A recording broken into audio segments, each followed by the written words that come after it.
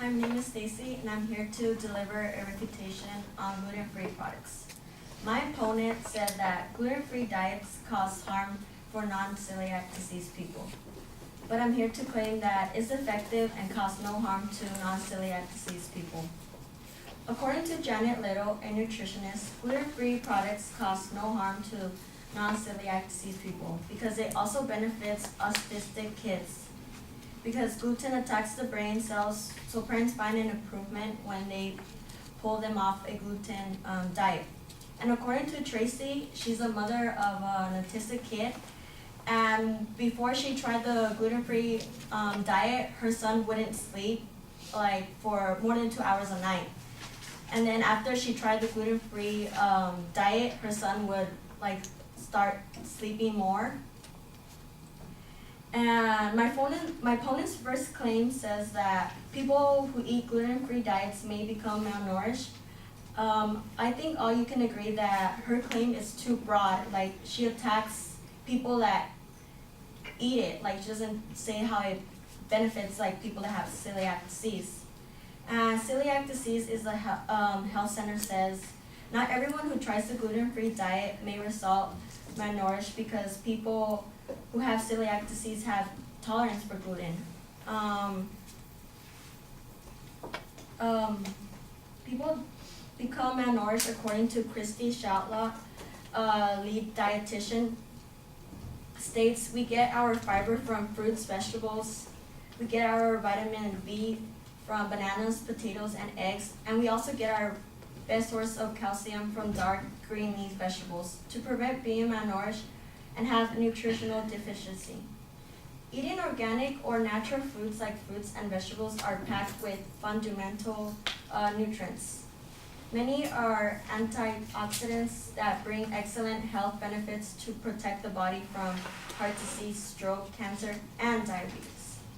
If you choose to start a gluten-free diet, you are actually eliminating a variety of foods from your diet that are unhealthy. Fried foods will be off limits because of the breading. Desserts high in sugar and fat would be removed from your diet completely. My opponent first points out that people are not educated in nutrition. In response to that, people lack education in nutrition. Dr. Box says that the key is becoming a good ingredient label reader. You need to be aware of what you are buying. Reading the ingredients list is a solution of a successful balance of gluten-free diet. Some of the products are labeled GF, so it's important to distinguish what the gluten or not by reading the label carefully. Then she gives out she says how what happens to the body when it has nutritional deficiency, and she doesn't give an example of what gluten does to it. She just gives an example, a definition of what nutritional deficiency is. And then my opponent's second claim is that most gluten-free food is unhealthy for the body. But according to Health Now article by Vicki Peterson, the benefits of having a gluten-free diet involve reducing inflammation, lowers cholesterol, reduces symptoms of GRD, and contributes to digestive health and increased energy levels. Gluten-free diet can prevent from overall inflammation in the body that triggers others known illness such as heart disease, cancer, joint pain, fatigue, and depression. And according to Fox News, eliminating gluten and eating a gluten-free diet can help reduce your risk of heart disease. Certain cancers, other health-related conditions like diabetes, if you have a gluten tolerance. A gluten-free diet can also help your body ward off viruses and germs, just because many of the foods you will eat will be full of antioxidants and essential vitamins and minerals. My opponent then points out most gluten-free foods more contain more sugar than actual food. But according to Dr. Bach, a medicine doctor, to avoid these types of foods by substituting with other meals such as white rice, all fresh fruits and vegetables, fresh meat, eggs, dried beans, and milk. However, being careless, not aware of what you are buying, takes a great role on your actions of buying sugar, gluten-free foods. My opponent's third claim says, having a gluten-free diet may make you gain weight. In response to that, it depends on how committed you are to the diet. According to Dr. Vicky Pearson, eliminating processed food is factually something that everyone should benefit from, regardless of the gluten intolerance status. For example, it will benefit eating foods in their organic and free of chemicals. Under strict regulations and restrictions to make a gluten-free diet to be successful, lose weight, there are a list of foods that are not allowed, and there's a list of foods that are allowed. And now many celebrities are promoting the weight loss and that benefits gluten-free, such as Oprah Winfrey, Victoria Beckham, Gwyneth Paltrow, Jenny McCarthy, Kim Kardashian, and Miley Cyrus. Even Miley Cyrus tweeted that everyone should try no gluten-free for a week. The change in your skin and mental health is amazing. You won't go back. In conclusion, I encourage people to try the gluten-free diet and be the judge about it. Thank you.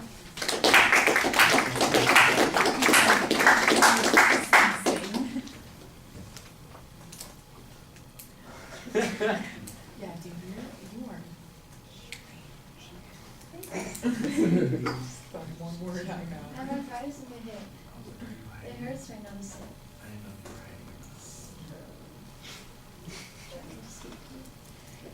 You have a virus? Yeah, I have arthritis. Arthritis. You should have a virus.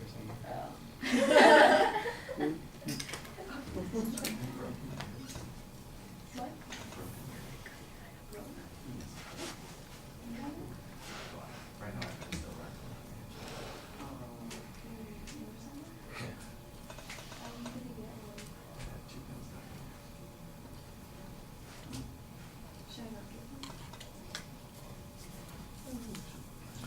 All right, Stacy, the topic is clearly stated. You summarize it well. The opening point where you're talking about a benefit, even if you're not a celiac, to autistic kids, I think is an interesting counterclaim. It doesn't really fit any of the other points, so I can see why it's in a separate category, but I think you need a clearer explanation of why it is it's being presented here. And I think it gets a little buried at the opening when it's a perfectly valid point to say, look, there are lots of people who could benefit from a gluten-free diet that don't have to be celiacs. For example, autistic children often benefit from eating a gluten-free diet, and here's a simple example. That's the way I think it ought to be simplified and presented, and as it was, it's not as distinct as it should be. It just seems like it's background information at first, and it's really a counterclaim that doesn't fit in response to the secondary points, just to the main point itself. Now, on the individual secondary points, you did a good job labeling those as you got up to them. The malnourishment issue, I think, needs a clearer explanation. I think I figured out ultimately what you're saying here, and that is that you shouldn't end up being malnourished by eating a gluten-free diet because it's going to force you to eat fruits and vegetables and all the kinds of things that are good for a human being. So I think that's a pretty good argument to make, but it felt like you were backing into that argument instead of going forward with it. The notion, for instance, that organic foods would be beneficial because they lack some of the things that processed food have, that's okay. I think you need a little bit better evidence on that to show that that's the case, but the general argument here is that it's likely that people's diets are going to be improved if they stick to a gluten-free diet, that they're not going to be threatened by malnourishment, but rather they're much more likely to have some long-term benefit. And the argument that, for instance, that organic food is inherently gluten-free, seems to beg for some proof then that organic diets have some health benefits to them. So that's the exit point I think that you need on that argument, and you needed a piece of information that shows that. The lack of nutritional education issue goes by pretty quickly. I'm not sure how important it was in the first place. It feels mostly like background information when you're talking about it. The second point I think is a little bit more important, and that is that there are benefits from eating a gluten-free diet. This is, I'm not sure why the autistic thing didn't fit in this category, because if there's a list of these benefits, it's just another one of those benefits. There were a couple of terms that I think needed an explanation. You referred to GRD, and I'm not exactly sure what GRD is supposed to be referring to. I did hear the word, it was hard to recognize because the way you pronounce it, the word is fatigue. Fatty Q or something like that. Fatty G, yeah. So I mean, I'm sure it's just one of those things you look at it, you don't recognize it. You know what fatigue is? Oh, okay. It's French. Yeah, fatigue. Yeah, so like I went through Target, that sort of thing. So it sounded a little bit funny there, but you had a good quote there about. From the source that you cited, that it has a benefit for heart health. That was perfectly fine.